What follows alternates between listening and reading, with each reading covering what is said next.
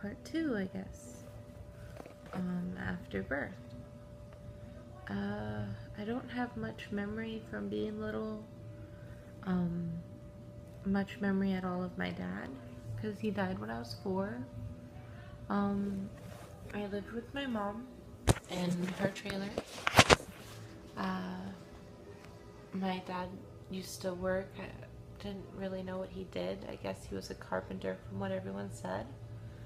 Um, Built the train station, or modeled the train station in Sebring, which is kind of cool. If I go there, I can see his work still. Um, he used to come home every day, and I would do dishes. I don't know how someone would let someone my age at that time do dishes. Guarantee they were not clean, but I did them, and I had a little cup in the window, and he would always come in and he would put beaded necklaces in my cup, and he'd give me a kiss on the forehead and he'd walk away. He tried to teach me how to yo-yo. Still can't do it. I'm 23, God. I'm never gonna be able to yo-yo. He tried to teach me how to tie my shoe. Wasn't able to do that. So my aunt ended up teaching me when I was like maybe 5, I guess. He taught me how to climb the tree in our backyard. He taught me how to swim. He was very protective. He always wanted a girl, and he always wanted me to be a girly girl. He'd put me in dresses, but as my family likes to joke, I was a stripper baby. So I would always be off with the dresses. I hated dresses. So I'd go running around practically in just my diaper. And eventually I think he realized that wasn't going to work. But he tried either way. He died when I was 4, and no one really knew how to tell me. I didn't really understand it. 4-year-old. I became depressed. They took me out of school because I went in school early. I started early, and they took me out from depression. 4-year-old depressed, imagine. And my mom started dating the guy that she was renting the trailer next door to. He had kids. My oldest brothers both slept in the same room as me. He's a lot older than me. He's probably at least 10 years older than me. Probably more, I honestly don't know, and I know that's sad, but it is what it is. He had his bed and we had bunk beds, and I was on the top bunk, and terrified of heights, so that was a horrible idea. But the neighbor next door had a daughter named Charlene.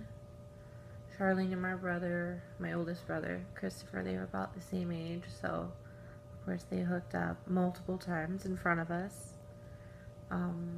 which of course isn't a good thing for children our age to see.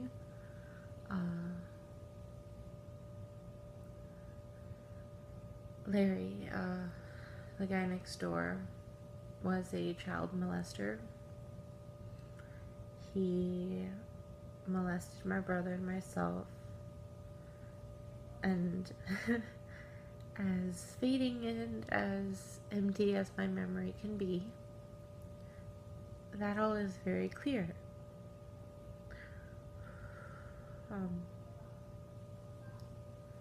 He had us in a room, and he had my brother stripped down, and I had to strip down.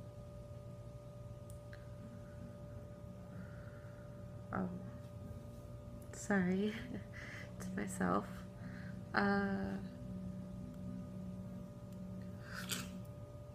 He made my brother touch me everywhere.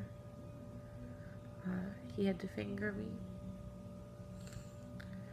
And then Larry decided that that wasn't enough for him, and he wanted a blowjob. I can still taste it. I still feel like the thought in my mind, I can still feel it in my throat a lot of the times if I just think randomly about it. I remember gagging, crying. I remember running home and telling my mother, and she did nothing.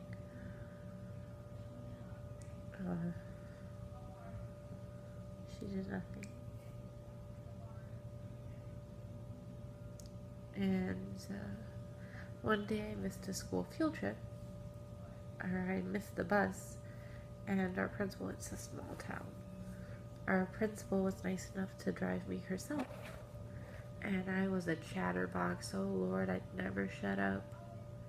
So, I'm sitting there talking to her about everything and the stars and the moon, And I guess I told her about my oldest brother Christopher and how I'd seen him have sex. And so that opened up an investigation, and they found out about Larry.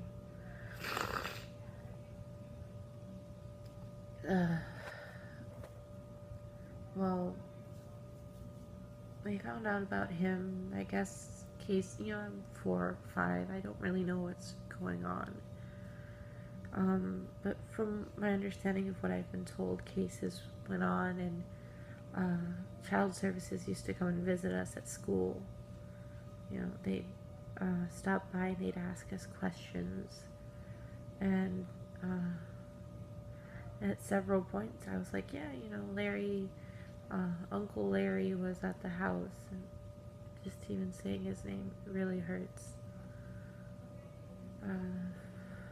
Saying he was there, and different things that he was doing, and that opened up this big court case, and they were at court, and I don't know who I was with.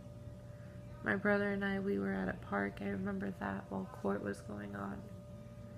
And my grandpa, he's my mom's stepdad, because my mom's actual dad was living there as well with her and with us.